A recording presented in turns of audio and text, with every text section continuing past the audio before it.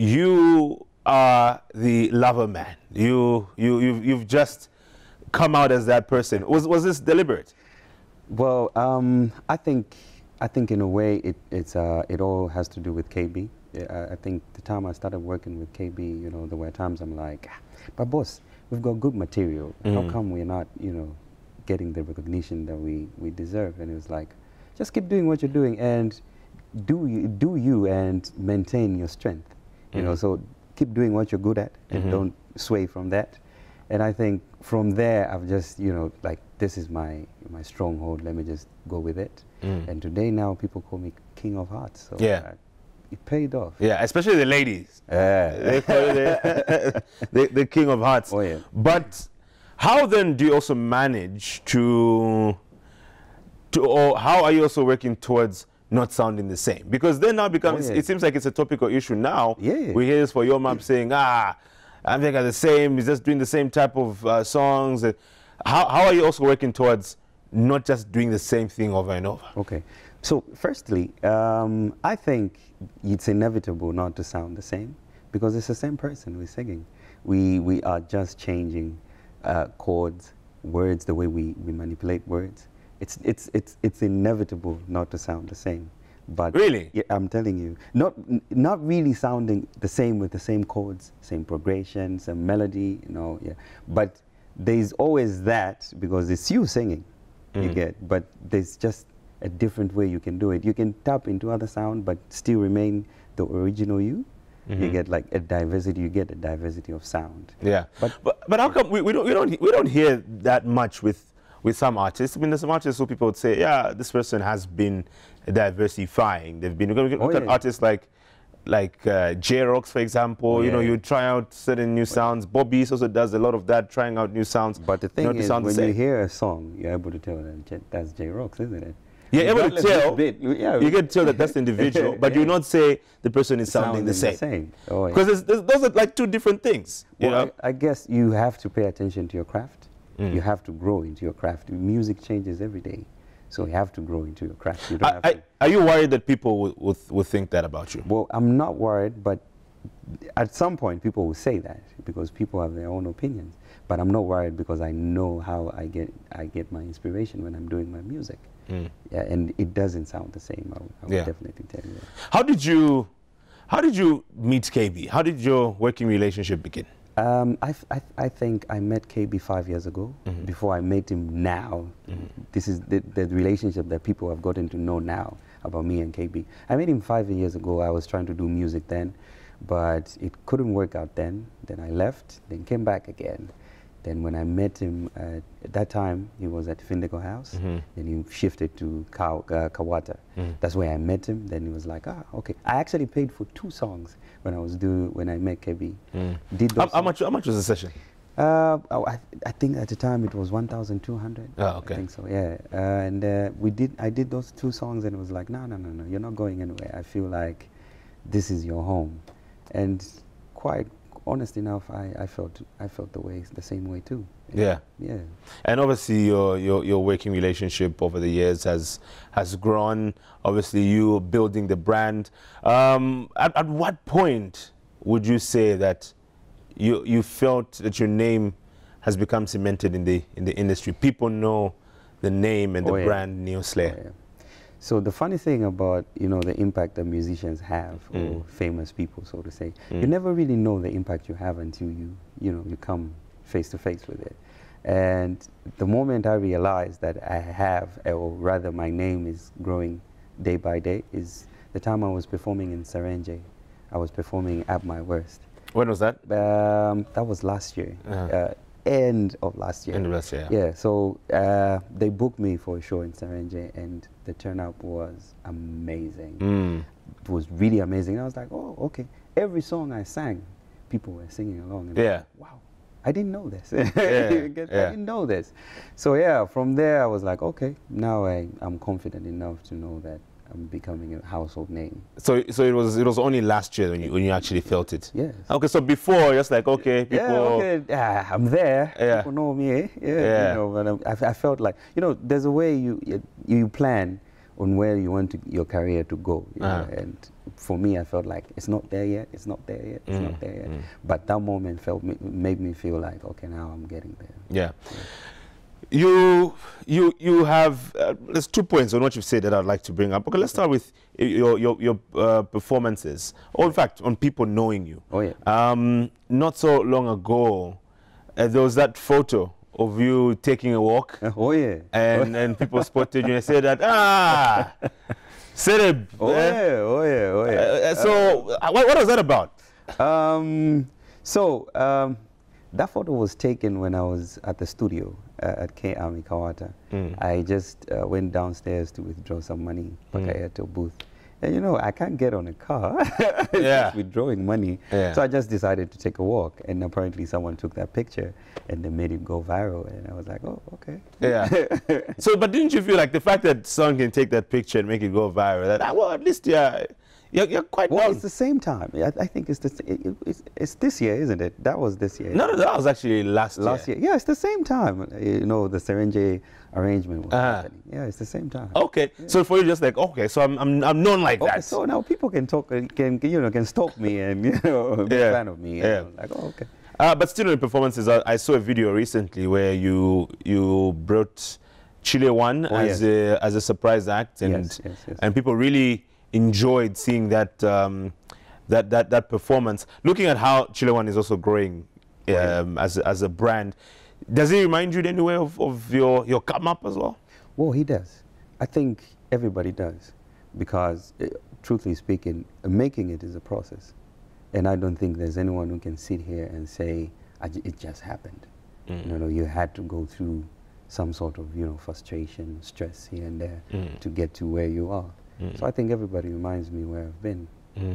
Everybody has a story. And people, it was just like back-to-back love songs. Just, okay, from Neo to Chile One, and the ladies are just, some lady faint at some point. Mentioning ladies, what of you guys?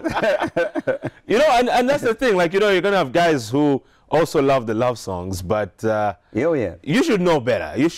Wouldn't you agree that most of your followers are actually female? Well, I agree with you. I agree with you. Because I think women are the most vulnerable ones when it comes to relationships. They have been broken way too many times. I'm not taking away from that. Not been broken. Yeah. But I think it's more common with women than men. Yeah. Yeah. How does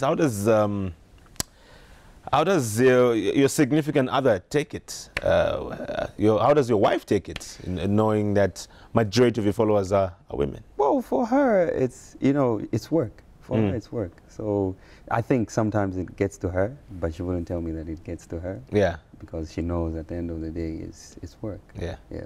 All right, cool. We're hanging out with Neo Slayer. There's more we're talking about, including signing with Nexus Music. We'll be right back.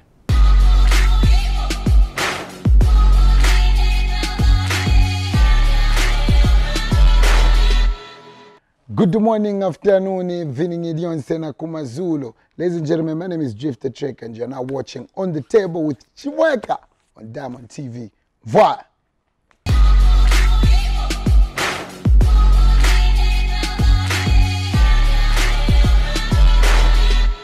Welcome back. Still watching On the Table. Remember to subscribe to our YouTube channel, Diamond TV Zambia, so that you're not missing out on exclusive content from there. You get highlights of your favorite shows. Plus, we have shows specific on our YouTube channel, the likes of Mapenzi, the likes of Makwacha, which you can look out for, and many more shows. So subscribe to the Diamond TV Zambia YouTube channel. You can also click on the bell there so you can get the notifications right as a brand new video shows up on your on the channel, that is. Right now, let's continue the conversation with Neo Slayer, who is my guest this afternoon. We spoke briefly about your introduction to KB. Oh, yeah. KB, who eventually became CEO of Nexus Music, where you are also signed. Oh, yeah. Is it the one facilitated for you to join Nexus? Funny enough, no. I remember how I got signed with Nexus. That was the time I released a song called Process, and it was doing really good on digital platforms, especially Vesesani. So the owner of Nexus really pays attention to those or numbers. And he actually fell in love with the song, and he started poaching for me. Yeah. So that's how I think my work got me signed, and I just apparently found out that KB is the CEO. Yeah. Yeah. Oh, okay, dope. Now I know that there's been the whole conversations of the record labels, KMP, Oh, yeah. Nexus as the, I guess, two biggest record labels in the country. But now we're hearing about them, people falling out. We're hearing people saying this and that about KMP. Same applies to Nexus Music. As it stands, you're still with Nexus, Yes. isn't it? Yes, I am. Happily still with Nexus. Well, yeah, it has its ups and downs, but I am still with Nexus, happily. Yeah, because I mean, people. We saw the comment that you made. What was that about? That they're not happy. Oh, okay. So my song was scheduled to be released on Friday, where Young Mopsy's song came out. So we were like, my boss called me to say, your video is not ready yet. So why don't we replace the release with Young Mopsy's song? And I was like, oh, cool, okay, there's no problem.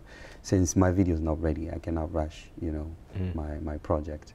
So what happened is they forgot to change. You know how these digital platforms are. When you set the date, it's like a reminder. Yeah. So they forgot to change the date on the digital platforms. So when they were dropping Young Mopsy's video, his song and video, also mine came out without a video though. So yeah, so I was like, I woke up that day in the morning, I was like, let me watch Young Mopsy's video and see how it looks. So as I was opening my WhatsApp, I just found a lot of messages from fans, fire emojis, fire emojis. I was like, guys, what are you talking about? So one of them said, the song is fire, boss, it's a hit, thank you so much. And I was like, what song are you talking about? Yeah. So they sent me the whole song, and I was like, where did you get this song? And then like, it's on all the digital platforms. And I was like, that song is not out yet. Well, boss, it's out. What do you mean it's out? I go and check on Nexus page, they've shared it. And I was like, oh, I'm not happy. Genuinely, I wasn't happy because that's my craft. And there's a way I planned on how to promote it, to get it to the people. So that was just pure emotions. And I just, couldn't hold myself and say, I'm not happy. So you're not happy with the premature release of your song? Yeah, of my song, yes. Okay. And did it have anything to do with it coinciding the same time as Young Mopsy's release? No. It had nothing to do with that. The fact that they couldn't, the song was released without my knowledge, without telling me to say, okay, your song will come out.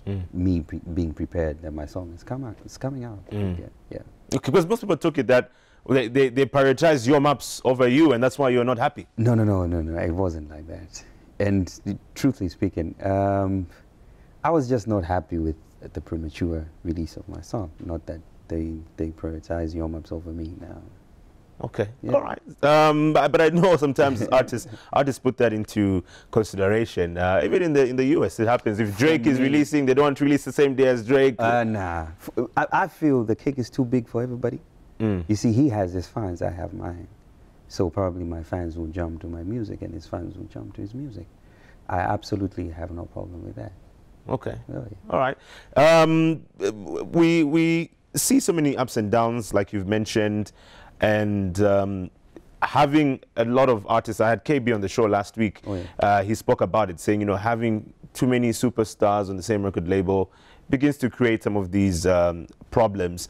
So as an artist, have you also become more understanding to that there'll be artists who have to be prioritized and you have to be on the bench? Well, in our line of business, yeah, it's a game of numbers. But for me, it doesn't affect me because I see it as, as me, just minding my own business, to say, okay, that's his time now. You get the sense. Let him get the attention that he needs, the attention that he deserves that attention. So for me, it doesn't affect me. Say it only gives me, time to work on myself. Yeah. But in our line of business, that will happen everywhere. That will happen. There are other artists that are shining at that particular moment, and it's a game of numbers. So probably the record label needs numbers, and that guy is bringing numbers. Well, yeah.